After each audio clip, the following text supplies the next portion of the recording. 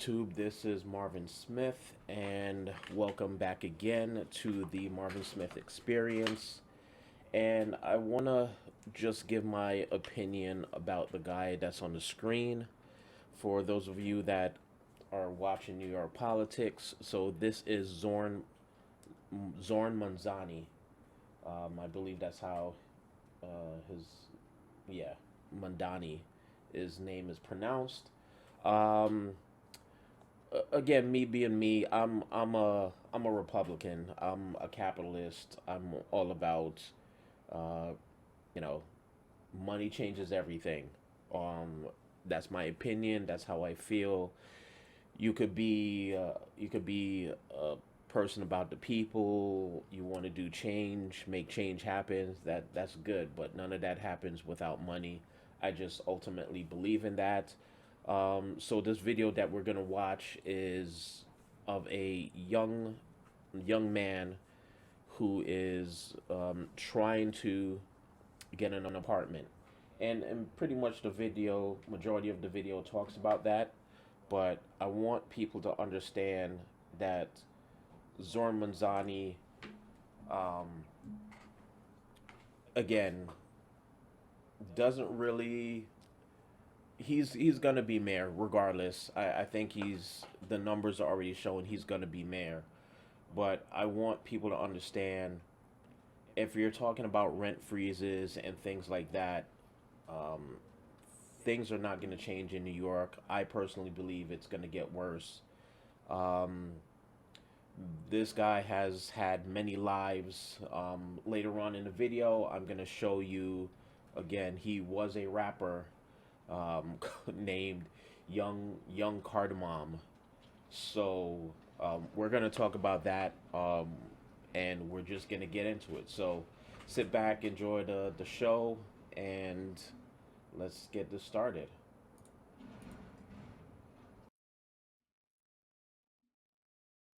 Mamdani, a self-described democratic socialist who won the primary in the race to become the next mayor of New York, has made addressing the city's housing crisis his signature issue. We're running to freeze them! To freeze them! To freeze them! With New York apartments costing about twice the national average, this pithy slogan has become a rallying cry for housing activists. Freeze the rent! Freeze the rent!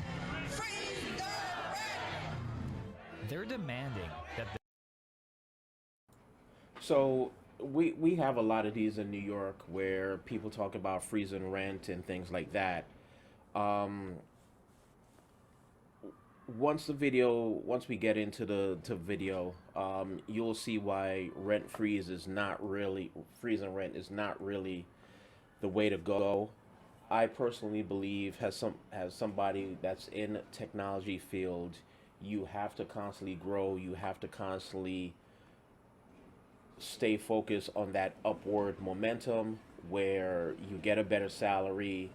You could do different things. You could move up. You could move into better buildings, and then those empty apartments, they get, converted into somebody who converted, remodeled, and then given to somebody who can afford it.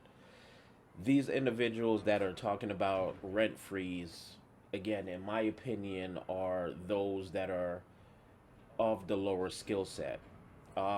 Yes, I did watch this already. I like doing that so I could kind of just cultivate my thoughts and, kind of give you a better reaction experience. So I'm gonna, continue, let the video continue, and then we could talk about it more. the government take aggressive steps to deal with the city's exploding housing costs. Housing is a human right!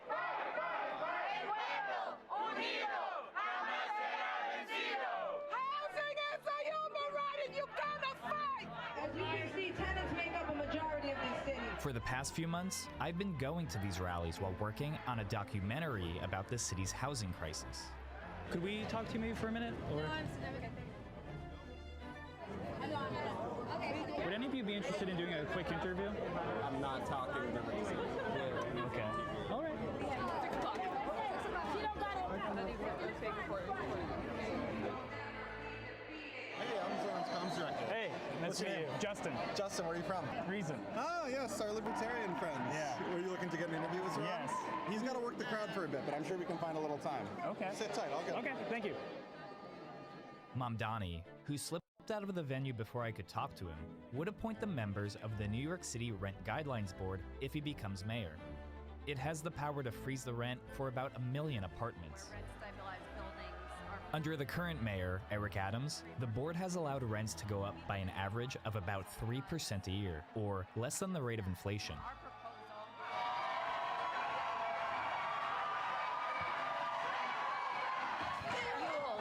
Fuel, 19.9%. It's turned into a circus. Ann Korchak, who's the board president of the Small Property Owners of New York, is one of the few landlords who attend these public meetings. Booing and hissing. It's really very intimidating. Many of the people who come out to these rallies live in rent-regulated apartments, meaning they're already protected from the city's soaring housing costs. But what about the people who don't already live in one of these apartments, who don't typically come out to rallies or get interviewed on TV? How do policies like freeze the rent impact them?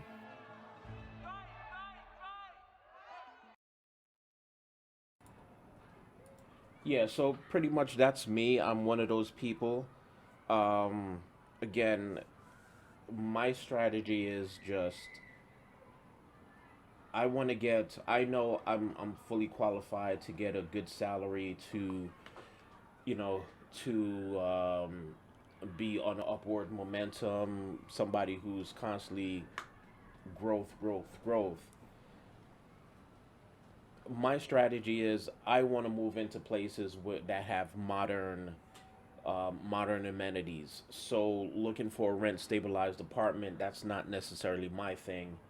I want to constantly live in a better building, better amenities. I want the doorman. I want things like that. As somebody who's been in New York for majority of his life, stuff like this is basically driving my type of way. So, I don't necessarily care about rent freeze. I just know that I would not be I would not be looking for a rent stabilized apartment. I just like to know that I'm constantly going to be looking for buildings with the best amenities, things like that, and just great features. Like I like a gym in my building. I don't want to constantly go to like a 24-hour fitness, and because anybody who knows like what's going on in the gyms right now is just crazy.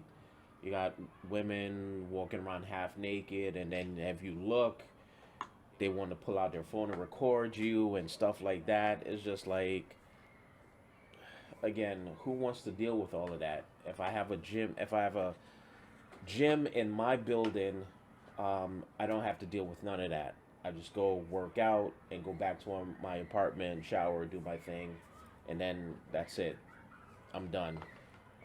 But we'll continue. I'm just rambling on at the moment, so.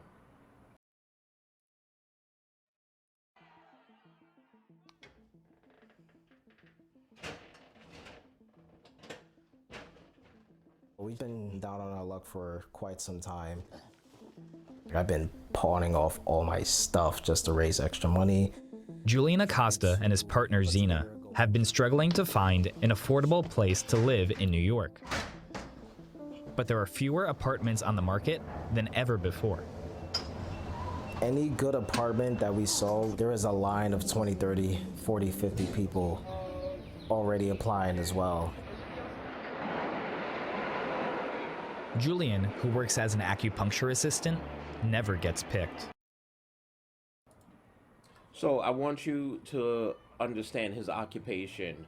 Again, not saying anything against this young man. An acupuncture assistant. Okay. Now put yourself in a landlord's shoes. If you're you've got what, let's ballpark it. A building, 20 apartments. You know, you gotta pay a mortgage. You gotta pay. A landlord has to pay the mortgage, maintenance on the building. You know, any city code, any changes in the city code, you have to meet those codes. You got to get inspectors to come out. So, long story short, you're renting to somebody whose career is an acupuncture assistant. Again, what is the salary for that? Not talking badly about this young man, but again, let's be realistic here. What is the salary for an acupuncture assistant? I don't know. I'm in the tech field. I know my tech field. I know being in the tech field, it pays well. Um, it pays extremely well. And me being me, I'm not working a tech job for $18 an hour when I have a master's degree. That's not going to happen. So, knowing that, if I go to, let's say, I go apply for an apartment, I put my position down, I put my salary down, I know 9 times out of 10 I'm gonna be picked for an apartment or to become a resident of a specific building because I have the salary and skill set to make sure rent is always paid. Again, I don't want to bash this young man, but this is a clear sign that yes, you have to pick a career that's going to pay you the money that is needed to survive. You cannot go out here and do quote unquote these basket weaving degrees because they're not relevant in today's society. Inflation is up. We're in the AI cloud environment. So, with that being said, jobs like this, you go to a landlord to try to get an apartment, again, he or she is going to be like, hey, what's the salary on an acupuncture assistant? So, let's continue. I tried to go to several places that we could afford, and the landlord said the same thing. They're looking for the highest income, for the software engineer that makes 6-figure salaries. Advocates for rent regulation say these laws are necessary to protect the poor and working class. But there's no income limit for living in a rent-regulated apartment. You can't be poor and working, and then I understand the working class, but still, you have to justify the salary. Like, damn, she's bad. But yeah, you can't be poor and working. What does he have in his hand? Yeah. But anyway, back to it. And in practice, the wealthy and privileged often get the best deals. Hi, I'm a software engineer, and you guys are currently in my rent-stabilized apartment. It's the golden apartment. Because the apartment is rent regulated, Tyler pays only $1,900 a month, which is That is not bad. That is amazing, but most likely, yes, he's in the tech field, so, but most likely I think he's probably like an entry level he's probably good, but most likely he's probably entry level. So, but it all depends. But that is a pretty good rent, $1,000 a month. But anyway, let's get back into it. It's less than half the market rate. I am that 1% who got the perfect apartment in the great city of New York. While tenants like Julian and Zena might benefit more from such a deal, from the landlord's perspective, Tyler's high income makes him a safer financial bet. That extra $600, $700 I'm saving is going towards retirement. It's going for a down payment for a house in the future or a co-op. It's a subsidy of life, effectively. You see sometimes those, tech bros with $300,000 incomes. Should they be in the rent stabilized apartments? Absolutely not. There should be someone else who deserves them. Yeah, if you're pulling in 300,000 a year, why would you even be in a rent stabilized? You're just extremely cheap at that point. You're pulling in 300,000 a year. You could pretty much maybe get something on Billionaires Road, not in Billionaires Row here in New York. Not saying you'll get in the building, but you'll probably be close. So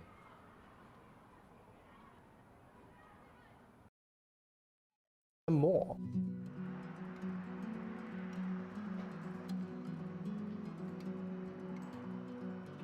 I come from Europe, and when I learned that rent stabilized apartments are not given to people based on their income, but it's just a matter of luck, I was really shocked.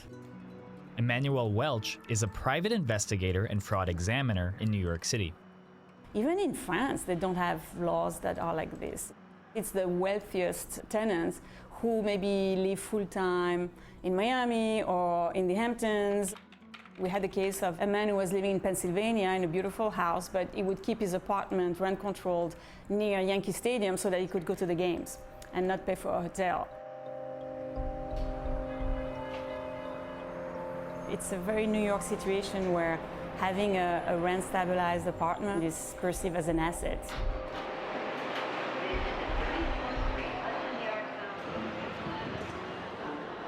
Rent-regulated tenants lucky enough to reside on Manhattan's Upper West Side enjoy some of the steepest discounts in the city. The neighborhood is known for its massive pre-war apartment buildings and elegant townhouses. They were grand, beautiful brownstones for wealthy doctors, lawyers, bankers. Landlords like Korchak will sometimes have the same family occupying one of their units for generations. Although rent-regulated tenants don't own their apartments, the law makes it possible for them to pass their units down to their children or grandchildren. The New York Times and CNBC told the story of a young influencer who inherited a regulated two-bedroom near Central Park, renting way below market. that is prime location. Definitely that is prime location. Where she's at right now, yeah, that's prime location. To get a rent stabilized apartment in that area, that's gold right there. And the fact that she gets to walk out of her apartment and just walk right into, she's across the street from Central Park. That's gold right there.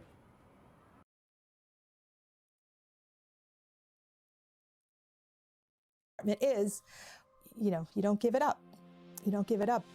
It's rent stabilized. Rent stabilized. Everybody know what that means? When you rent a rent stabilized apartment, it is almost as though you own the place. If we are making sure that people get to stay in their rented units for generation after generation, that we are not making space for people who would like to come to New York and find a brighter future. Edward Glazer, who the Wall Street... Like I said before, it's, again, he just said it best. You don't make room for those who want to come to New York. Rent stabilized is basically you stay in this minute gap that basically allows other building owners to say, okay, we can't create rent stabilized environment in housing. It just doesn't work for us. So we're going for those with the higher salaries that we could attract.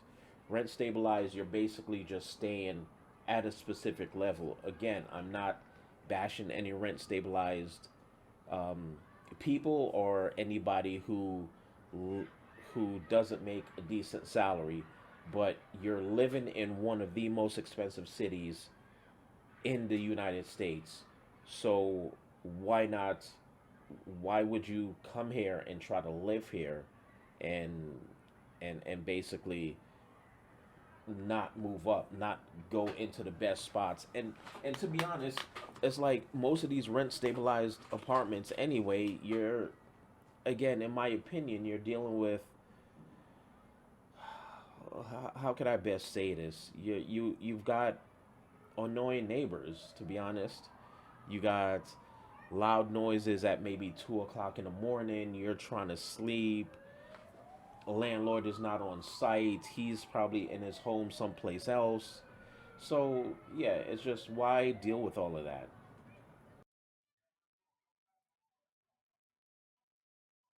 Urban life is an economics professor at Harvard. This is a common fact throughout the world that urbanization is associated with prosperity, and indeed cities are about change, and they're about being great places to start often with nothing.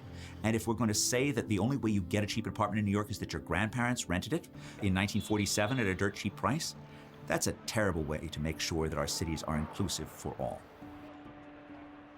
Julian's partner, Zena, who just completed her degree in cosmetics, grew up in New York. Unfortunately, I didn't have the most.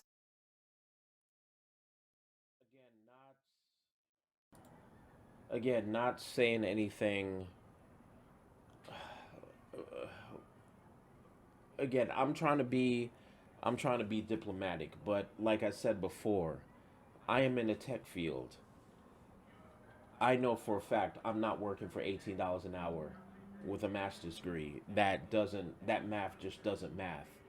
So even if I am consulting or, doing contract work, I'm working for the best bang for my dollar, because one, I know rent's got to be paid, whatever else I'm doing, that's got to be paid. So I'm not working for $18 an hour, and I know for a fact I'm not doing some, again, cosmetic degree. If that is what she wanted to do, that's what she wanted to do. But at the end of the day, we know New York City is fucking expensive.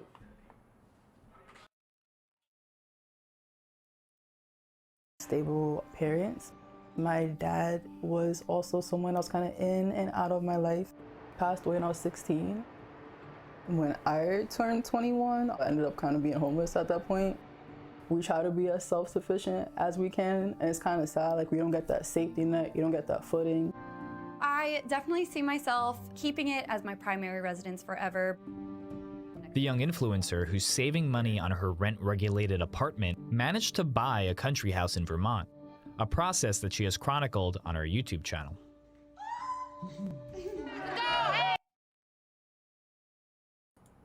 Like, a lot of people may see that as a form of gluttony, or she's not doing the right thing. But again, she lives in a rent-stabilized apartment. She's basically technically a content creator, but we see that she's making the right moves, that where she's able to buy her own property in Vermont.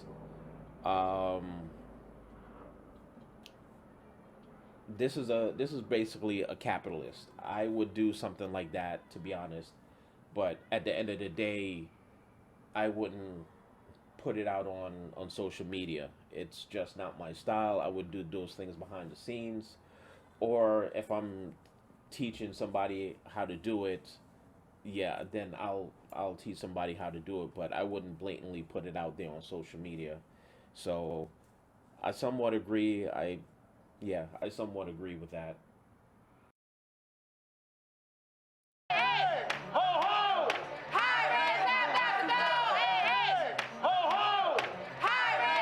But what about working class families who still occupy the majority of rent-regulated apartments in New York? Many can't afford a market rate unit because the median cost of a one-bedroom is about $4,400 a month. So without rent regulation and freeze the rent, wouldn't everyone who isn't rich be forced to leave the city?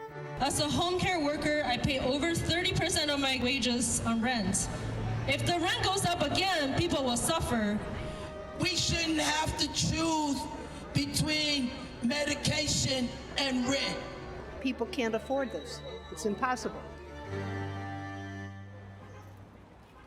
But Glazer says rent regulation is one of the main reasons it's so hard to find an affordable place to live in New York. Rents are artificially high because you've taken all these other units off the market. Rent control leads to misallocation of units. Middle-income couples who come to New York with a kid hoping to find a future in the city are priced out because there's somebody who's using the unit as a pied-à-terre. If you did raise a family in a big apartment, and now your children are grown, you don't need a 3-bedroom apartment anymore, but where are you gonna go, right? So there's a mismatch of housing to the occupants too because of rent stabilization. It really distorts the market. You don't want to screw up markets. Every time we try to turn off the price mechanism, there's gonna be a strange way in which people are gonna try and work around it. And you can't just keep on whack-a-moling because all sorts of strange and awful things happen.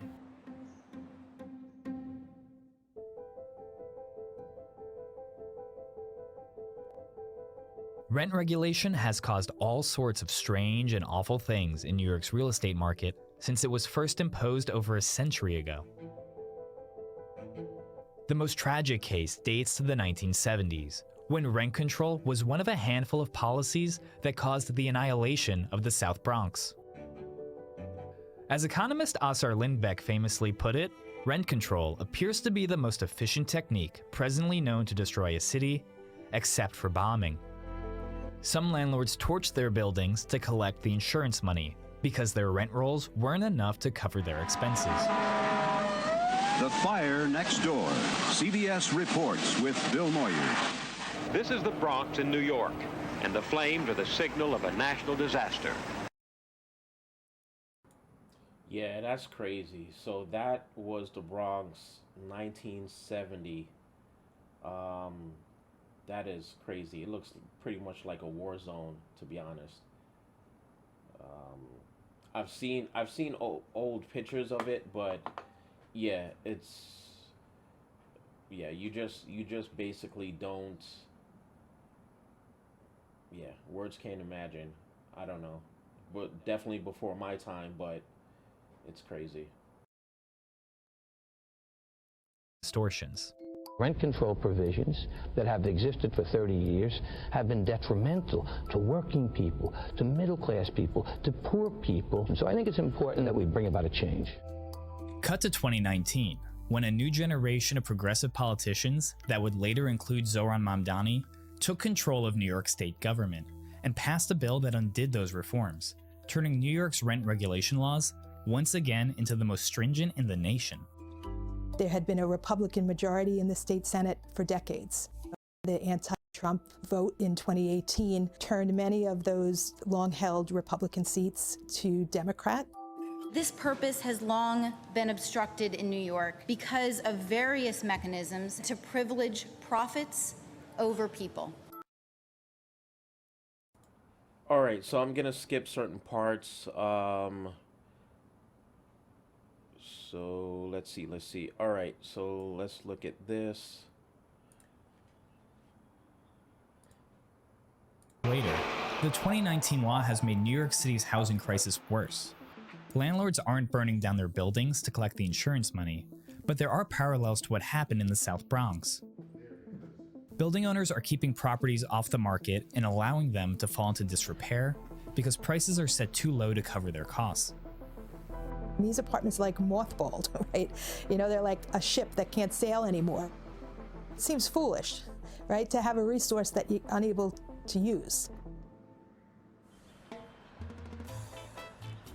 A neighborhood deeply impacted by the 2019 rent law is Washington Heights in Upper Manhattan, which is home to New York's Dominican community and was the setting of the hit musical In the Heights.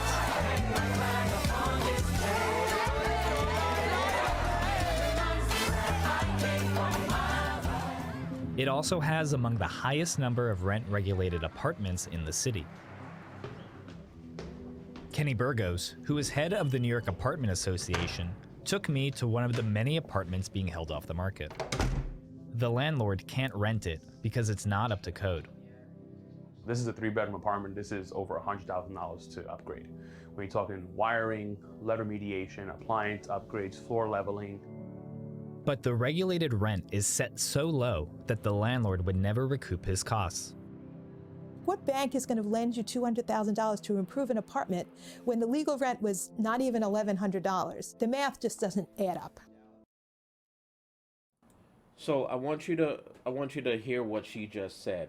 What bank is going to give you a loan for, $300,000 to renovate an apartment if the rent is not going to recoup the cost? So again, you're asking for better living, better accommodation, but the rent isn't going to recoup the cost to that. So the building owner has to eat that cost.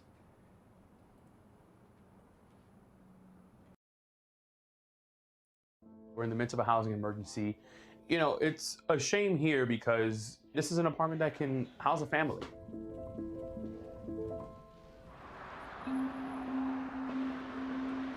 Another community that's been impacted is Crown Heights in Brooklyn, a Black and Caribbean neighborhood that has lately become popular among recent college graduates. I once shared an apartment here with roommates. A few blocks from where I lived is a 14-unit building owned by Lincoln Eccles, who is keeping 2 of his regulated apartments vacant because he'd lose money renovating and renting them out. My uncle bought this property in the late 50s, and he passed it on to my father. He showed me one of his empty units. It hasn't been touched since the tenant passed away. The city has set the rent at about $1,000 a month, or a fraction of its market value. This is one of those shuttered apartments. Some people call them zombie apartments. It's locked up, it's dead. The math doesn't work. Day one, I rented, I would be at a loss. But not all of the units in his building are rent regulated. He took me on a tour of a 3-bedroom where the tenants pay $4,100 a month. However, only 3 out of the 14 units in the building are market rate like this one, and Eccles says he's going broke. I am closing out the month with less than $50 in the bank account. The politicians who champion the 2019 law see the solution to New York's housing crisis as more government intervention, which inevitably creates new distortions in the market, leading to more government intervention and so on. It's what Glazer called a game of whack-a-mole. New York recently passed a law limiting rent increases for market rate apartments. The state also made it harder for landlords to terminate a lease. And the law requires building owners to pay the real estate brokers who help place tenants in apartments. One of the few votes against that bill came from Queens Council member Vicky Palladino, who criticized the whack-a-mole approach to housing policy. In a few more years, we'll all sit here again and wonder why housing is even more expensive and try to pass yet another dumb solution destined to fail this city.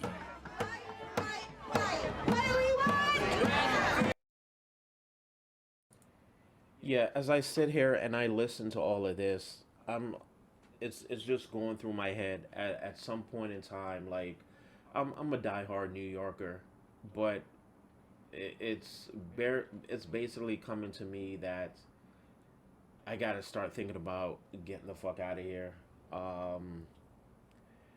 It's just not. I feel like New York is not what it is anymore. And anytime I talk to anybody who's like overseas, or somebody who's never been to New York, and they say, "Oh, I love New York," this and that, and I'm just like, okay, you love it, but you don't live here. Like, I've been in New York most of my life, and it's gotten to a point now where it's like I got to start thinking about, moving out or going someplace else. Like, I'm not going to another expensive state like San Francisco. I'm not doing none of that. I gotta find a place where I could get peace of mind, still love the big city in life. Like, it's getting crazy. When do we want it? Now! Let's start marching, everyone! In October, Freeze the Rent activists marched to the mayor's residence at Gracie Mansion, while New Yorkers, going about their everyday lives, looked on. Zohran Mamdani's plan to freeze the rent would be yet another attempt to fix a problem caused by government intervention with more government intervention. It's true. As your next mayor, I will freeze your rent. The last time I filmed at one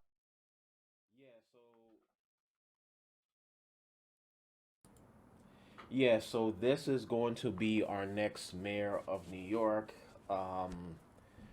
That person behind him, I guess another failing mayor, another failing governor.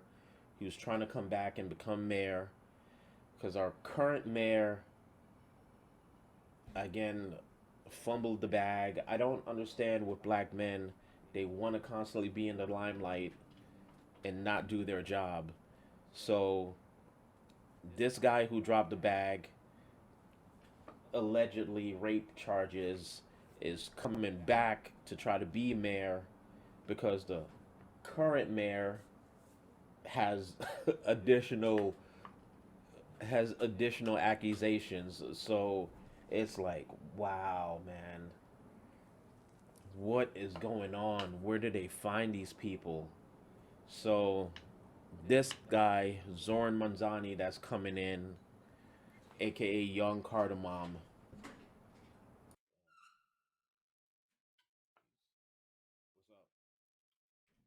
One of these rallies, Mamdani was a long-shot mayoral candidate. Now, he's the frontrunner. Mamdani promised to freeze the rent for 4 years. It became the #1 political question at the debates. It is a question at the forefront of this election. It gives us a gauge of like, what is this person willing to do for us, and like how far out on a limb are they willing to go? Or if you're freezing the rent, then you're willing to do much, much bigger things that we need you to do. Housing is a human right. What about the people who are trying to get into rent-regulated apartments, but you don't already live in them, because they won't benefit from that rent freeze? How do they get by in New York? I don't know about the vacancy. I don't know about the availability, but I know that there's 1 million rent-stabilized apartments, and we're trying to hold on to them as best we can for the people that need them, who have been in them for a long time because they need them.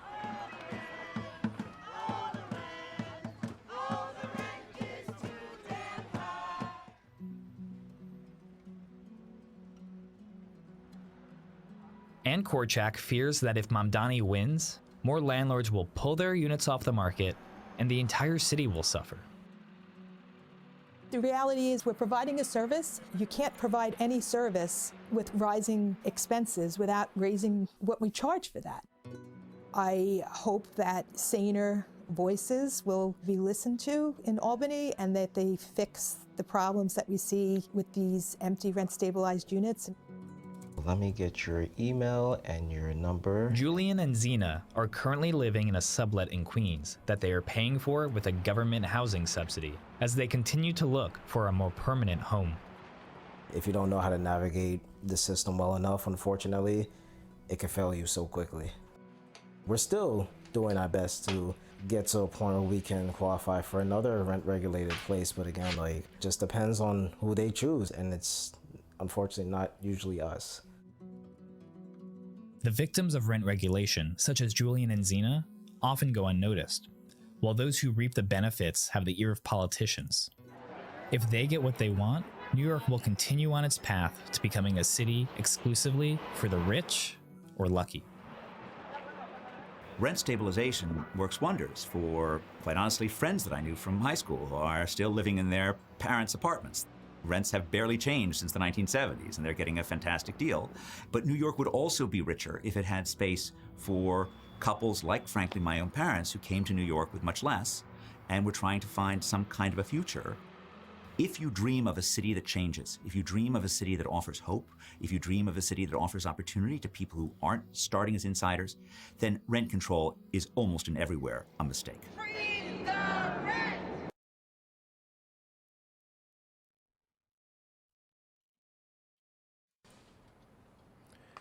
Yeah, so this is what's going on with rent stabilization and rent freeze, and this is our current mayor that's pretty much going to be coming in.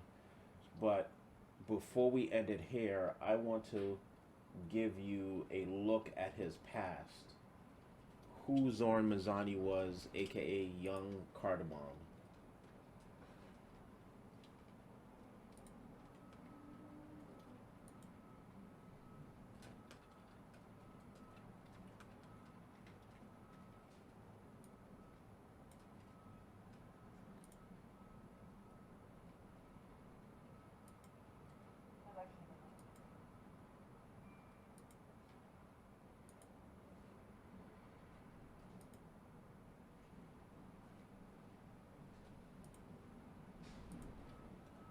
All right, so before I play this, definitely I did some research yesterday about who his mother is. Again, he's never really had a job, but I did some research into his family, who his mother is. What was I gonna say? I think as a film director, she has good work. She worked with Denzel Washington early in her career, so they have a good movie together. But at the end of the day, this is who this guy is. Zohran Mamdani, thank you so much for joining us, and welcome to South Africa. You're very welcome. It's a pleasure. You were brought in as a music supervisor for Queen of Katwe. And as we know, music is almost the last string that brings the picture together. It tells the story. It's the tie-in of the whole story. How was that for you? I mean, being anywhere involved with the music will be a daunting task, but to be a supervisor at that, it must have been a mammoth task. So I actually created a playlist for Mira, who also happens to be my mother. You know, nepotism and hard work goes a long way. So in February, I made a playlist, even before shooting, of a kind of a sound that the film could have. And that was as far as it went for the first few months. I was supposed to assist the music supervisor, but I ended up picking all the songs for the film. And so the music supervisor, Linda Cohen, graciously allowed me to share the credit with her. And one of the first things in terms of a process is you sit with the director and you do a thing called spotting, where you sit with them. So anybody noticed the accent, right? So where is that accent today? It's typical South African accent. Everybody I've ever worked with or ever collaborated with from South Africa has that distinct South African dialect, that accent.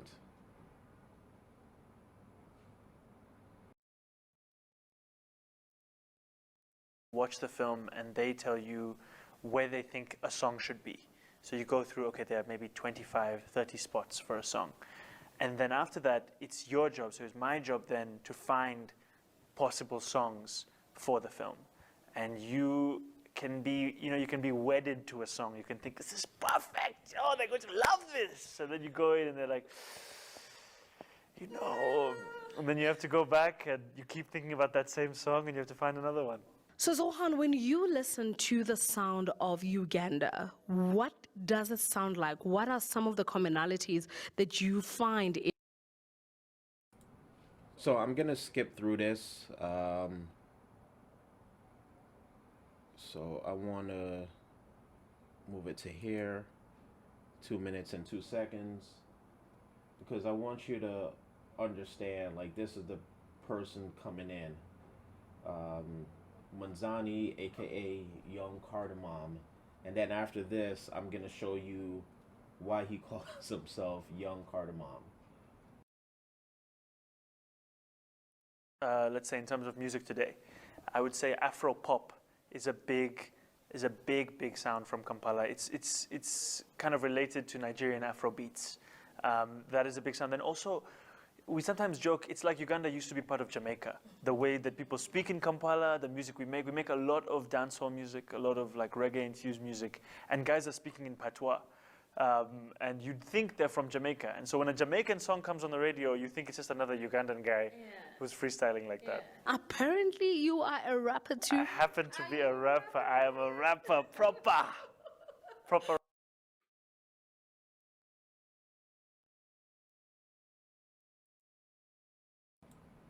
Yes, this is going to be our next mayor of New York.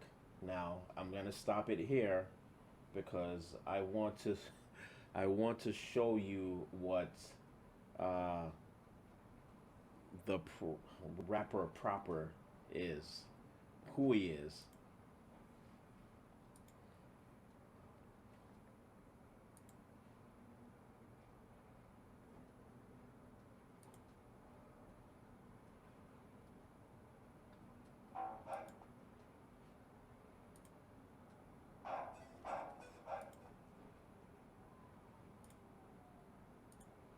Yep, I know you hear that beat.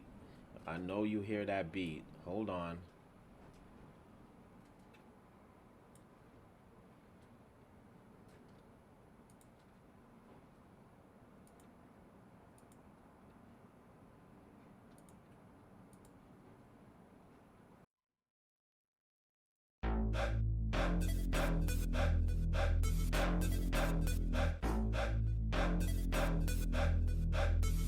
Another hunt.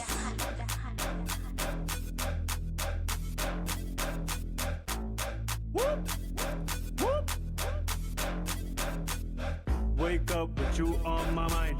Celebrating just count down the time. So I leave my work out like Shakira. I so why call me a mulera. Jagara kura be kot nera. Just wanna put you in my cabera. So I check my pockets for some scenting. Wagaranyo kukuri rente. Chop, chop, chop it up. Chop, chop, chop it up. Chop, chop, chop it up. Chop, chop, chop, chop, chop, chop it up. Kinda, NYC, kinda, be a bad belly. Kinda, tell me if you feel it. Kinda, do it when you're ready.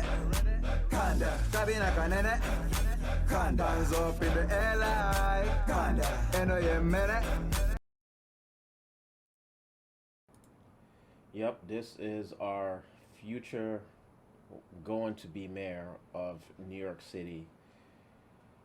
Zohran Mamdani, aka Young Cardamom. Young Cardamom is what he called himself.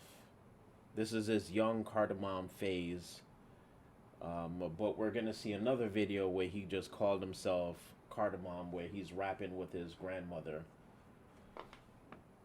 Oh man, New York City is gonna be, yeah, it's gonna be tough.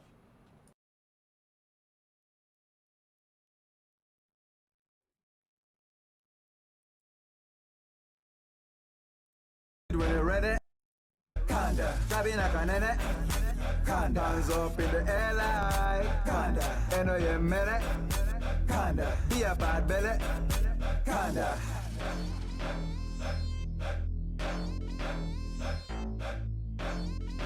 Whoop! I got the same mystery as chapati, origins of India, but born in Eugene. Rock brown skin, bandi muna Ugandaru, yembeko, muru zungune, muru ganda. So I take my cabera, get it pat like a banda, cause I wanna eat it early, so before the matcha tanda. Chapa was a part, now it's the whole me, Rubitano, yeah, bay, quata quata kudiro. Quata quata kudiro. Quata quata kudiro.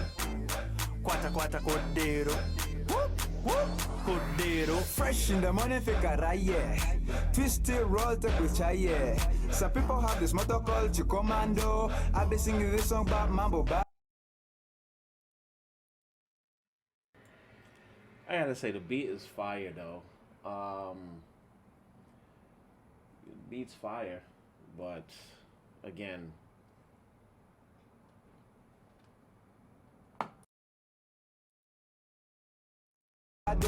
If you wanna get a taste, come to my store. Doing kanda is so nice and simple. Unataka moja au triple. Kanda non-stop and feed the people. Chop, chop, chop it up. Chop, chop, chop it up. Chop, chop, chop it up. Chop, chop, chop, chop, chop, chop it up. Kanda, NYC. Kanda, be a bad belly. Kanda, tell me if you feel it. Kanda, do it when you're ready. Kanda, cabina canene. Kanda, hands up in the air like. Kanda, NYC. what are they holding? Is that pita bread or something like that.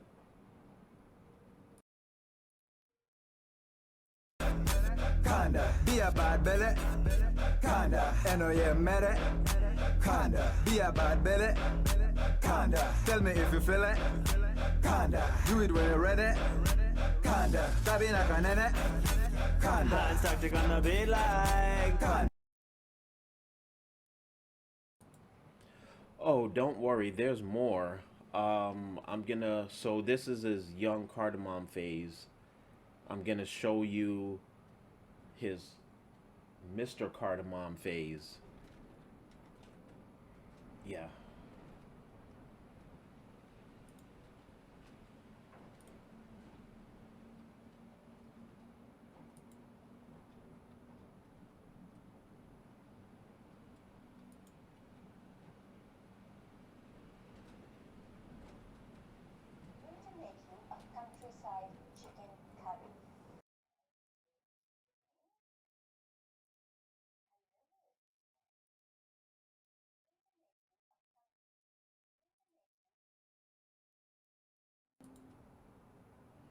So the video I'm about to show you is the video of him and his grandmother.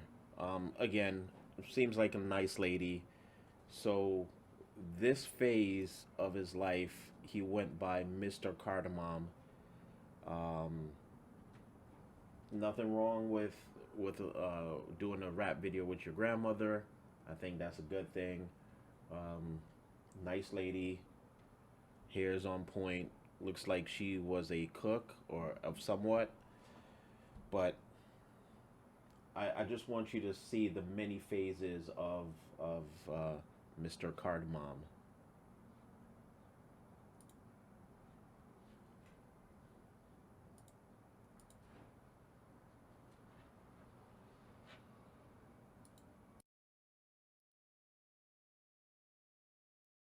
A countryside chicken curry. My name is Praveen. No. Hello, everyone. Pound and a half of chicken. Stir and fry it again. Mom? You're living in our house now, Mom. We're not living in yours. Why do I have to keep telling you this? And then on Wednesday, you forget to pick up Nikhil from school. All of your meddling, these questions, and the TV serials, it cause you to lose sight of the fact that you are not a good nanny.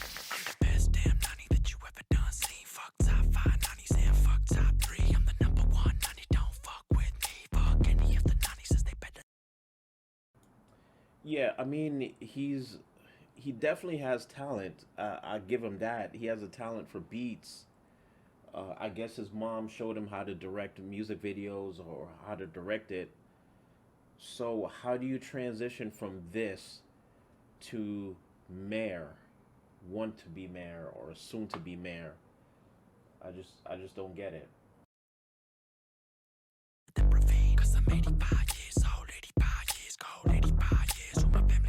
So outlast everybody on my fucking haters. Don't know me now, then you never know me later. Say, I be in an elevator to the top. Go and find your own way there. Drinking a little water, pour for me by my waiter. Not just anyone, but the head fucking meter.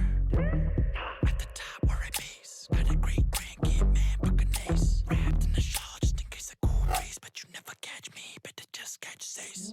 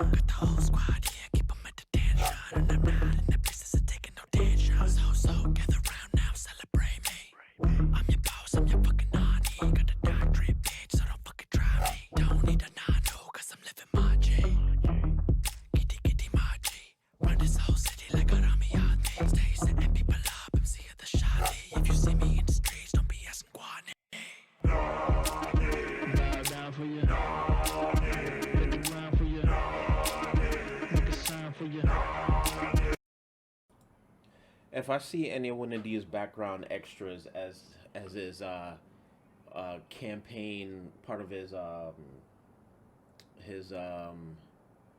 what is it called, mayoral staff, that's it. I'm gonna blow my top. Give a crown to you. Bow down for you.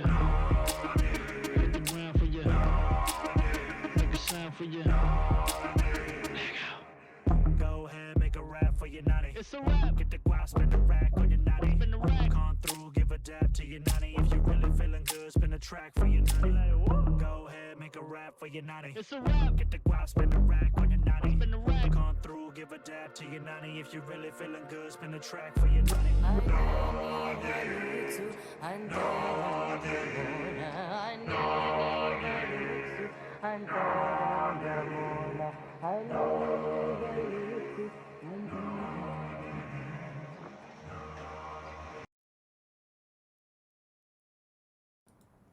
Yeah, so I'm gonna stop it here, but again, I'm gonna link this in the description. Yeah, but this is our new future incoming mayor. Again, he's got a talent for music. He's got a talent for rapping. It sounds like one of his influence was Major Lazer. It has that Major Lazer vibe to it. Again, I'm a fan of Major Lazer, but how do you go from this to running one of the potentially running, well, let's say he's going to win, going to run one of the most expensive cities in the United States, a city that is a financial backbone to the United States. I just don't, it doesn't add up to me. It doesn't, the math is not mathin', but again, we've had, I want to say, in my opinion, 3 failed mayors. And this guy coming in is going to be, we don't know how he's going to do, but again, no experience in politics. Yeah, I don't know. It's interesting stuff. So I'm going to end it here. So do the YouTube thing, and I'll be back with more soon. Stay up, counting all the way up.